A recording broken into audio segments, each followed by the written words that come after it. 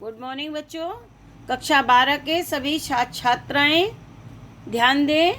मैं आपकी विषय अध्यापिका श्रीमती मंजू गुप्ता आपको आपकी हिंदी पुस्तक का हिंदी के गद्य का भाग का तीसरा लेसन पढ़ा रही थी, जिसका नाम भाषा और आधुनिकता है, जिसके राइटर प्रोफेसर जी सुंदर रेड्डी हैं। उसी को पढ़ाने जा रही हूँ। उसी के जो आपको पैरा पढ़ाए थे उसी के आगे का पैरा पढ़ाने जा रही हूँ। उस पैरे को ध्यान से सुनिएगा, समझिएगा और उससे पूछे गए प्रश्नों का उत्तर देंगे। सुनिए। और एक प्रश्न यह है, लेखक एक प्रश्न करता है कि कौन इस साहित्यिक शुद्धिकरण का जिम्मा अपने ऊपर ले सकता है। प्रश्न किया उन्होंने, क्वेश्चन मार्क लगाए। हिंदी भाषा के नवीनीकरण माने ब्रैकेट में शुद्धिकरण के लिए भारत सरकार ने अब तक काफ़ी प्रयत्न किया है। इसके लिए 1950 में शास्त्रीय एवं तकनीकी शब्दावली आयोग की स्थापना की गई। 1950 में किसकी स्थापना की गई? शास्त्रीय एवं तकनीकी शब्दावली आयोग की स्थापना की गई, जो विज्ञान की हर शाखा के लिए योग्य शब्दावली का निर्माण कर रही है। जो विज्ञान की हर शाखा के लिए एक उचित योग शब्दावली का वह शाखा निर्माण कर रही है। हिंदी साहित्य सम्मेलन जैसी ऐच्छिक संस्थाओं ने भी इस दिशा में महत्वपूर्ण काम किया है। लेखक कहता है हिंदी साहित्य सम्मेलन जैसी ऐच्छिक संस्थाएं जो सरकारी नहीं थी, जो कुछ व्यक्तिगत लोगों द्वारा चलाई जा रही थी, इसलिए उनको ऐच्छिक संस्थाएं कहा है। इस दिशा में कुछ महत्वपूर्ण कार्य उसने भी किए हैं। राहुल सांस्कृत्यायन और डॉक्टर रघुवीर जैसे मूर्धन्य, मूर्धन माने श्रेष्ठ, मनीषियों माने विद्वानों ने भी इस दिशा में इस काम को पहल अपनी अभिरुचि के कारण माने अपनी रुचि के कारण, अपनी पसंद के कारण अपने ऊपर लेकर गतिशील बनाने की कोशिश की है। डॉक्टर राहुल सांकृत्यायन और डॉक्टर रघुवीर जैसे श्रेष्ठ विद्वानों ने इस काम को पहल अपनी रुचि के अनुसार इसको अपने ऊपर लिया और इसे गतिशील बनाने की कोशिश की।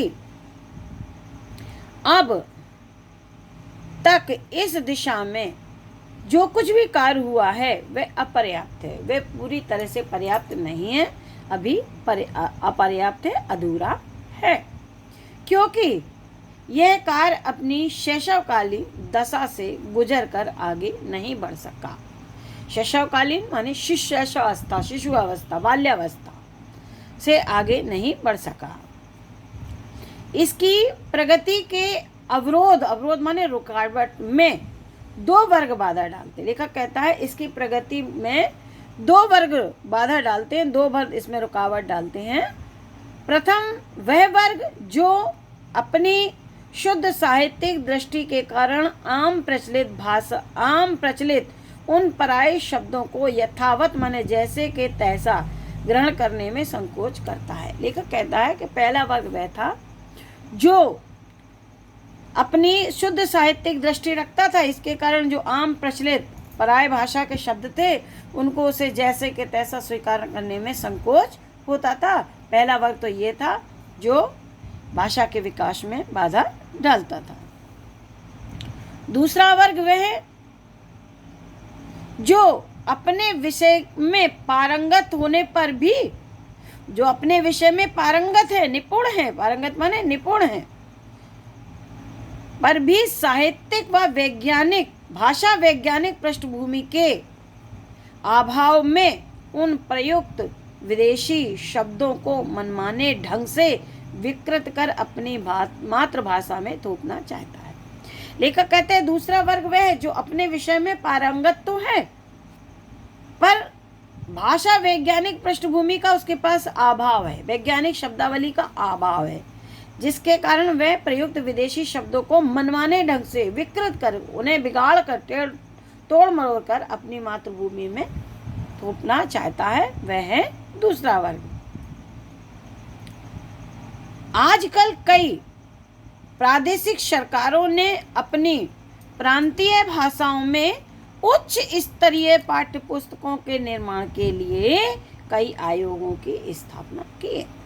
लेखक कहता है कि आजकल कई प्रादेशिक सरकारें ऐसी हैं जिन्होंने अपनी प्रांतीय भाषाओं में ही पाठ्य पुस्तकों का निर्माण करना चाहा और उन्होंने उच्च स्तरीय पाठ्य पुस्तकों के निर्माण के लिए कई आयोगों की स्थापना की। वह आयोग उस प्रांत की भाषाओं के में ही उच्च स्तरीय पाठ्य पुस्तकों का निर्माण करते थे।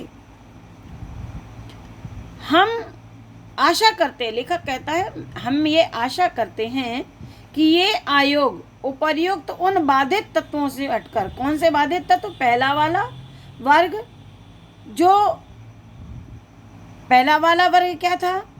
जो पराये शब्दों को यथावत ग्रहण करने में संकोच करता था। दूसरा वर्ग ये था कि उसके पास वैज्ञानिक पृष्ठभूमि नहीं थी, तो वह उन विदेशी शब्दों को मनमाने ढंग से अपनी मातृभाषा में तोड़ मड़ोड़ कर थोपना चाहता था। तो लेखक कहते हैं, हम आशा करते हैं कि ये आयोग उपर्युक्त उन बाधित तत्वों से हटकर अपना काम सुचारू रूप से करेंगे, ठीक प्रकार से करेंगे। आगे लेखक कहता है कि विदेशी शब्द जिन्हें हम प्रांतीय भाषाओं में ग्रहण करने की आवश्यकता है, जिन्हें अपनी प्रांतीय भाषाओं में ग्रहण करने की आवश्यकता है, वे विदेशी शब्द खासतौर दो तरह के होते हैं। कितने तरह के? दो तरह के। एक तो वस्तु मूलक और दूसरा भाव मूलक। एक तो किसी वस्तु को का निर्माण जिस देश में हुआ हो उसे वहाँ नाम दे दिया जाता है, तो हर देश उस वस्तु को जो उस देश में नाम दिया गया हो उसी के अनुसार जो कि तुम अपने भाषा में स्वीकार करते हैं। दूसरा भाव के अनुसार, जो भाव के अनुसार शब्दों का निर्माण करके अपनी भाषा में थोपते हैं। बच्चों, आज यहीं तक पढ़ा रही हूँ, इसके आगे का भाग कल पढ़ाऊँगी, जिसे आप ध्यान से आपने सुना। अब कुछ क्वेश्चन हैं जिसको आपको करना है। ये क्वेश्चन निम्न प्रकार के से हैं, देखिए।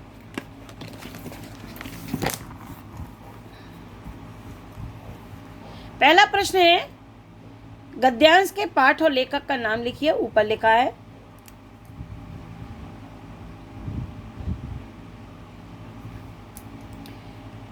भाषा और आधुनिकता, प्रोफेसर जी सुंदर रेड्डी। दूसरा है 1950 में किस आयोग की स्थापना हुई। तीसरा है इस काम को अपनी अभिरुचि के कारण अपने ऊपर जिम्मेदारी किसने ली। चौथा है कौन सा वर्ग विदेशी शब्दों को मनमाने ढंग से विकृत कर मातृभाषा में थोपना चाहता है। लास्ट प्रश्न है प्रादेशिक सरकारों ने आयोगों की स्थापना किस लिए की। इन प्रश्नों के उत्तर आप जब पैरा पढ़ेंगे तो आपको अपने आप आ जाएंगे। इन प्रश्नों के उत्तर आप पैरे को पढ़ करके अपनी कॉपी में लिखें। बच्चों, काम करते जाएं। आपकी द्वितीय मासिक परीक्षा होनी है, इसलिए आप अपने कार्य को सुचारू रूप से करते जाएं। आगे मैं कल पढ़ाऊंगी। ठीक है बच्चों, थैंक यू।